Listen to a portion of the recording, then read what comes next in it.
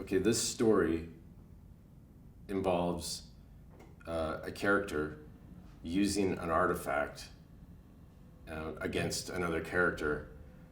So artifacts to me were depictions of an item that you could imagine being held by anybody that you were thinking about when you were playing the game.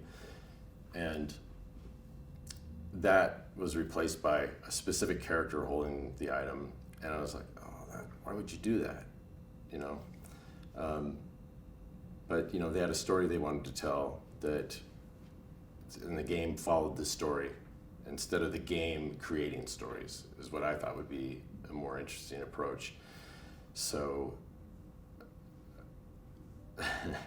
I did rebel a little bit against that. Like there's a card, Null Rod was supposed to be Gerard holding the Null Rod, you know, and firing it.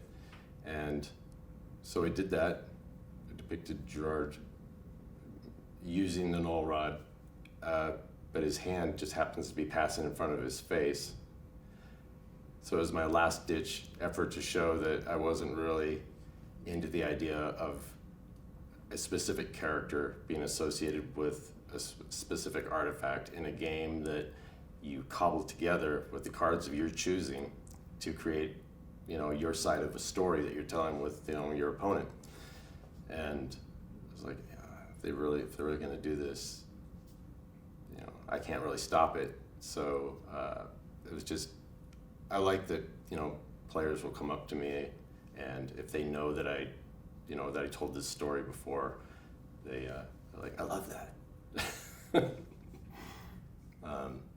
But I think they went in an interesting direction with the storytelling, and it's become a huge thing that a lot of people are following pretty closely and are really interested in it. So it has its merits, and I don't know if what I imagined for it would have actually been able to hold together properly.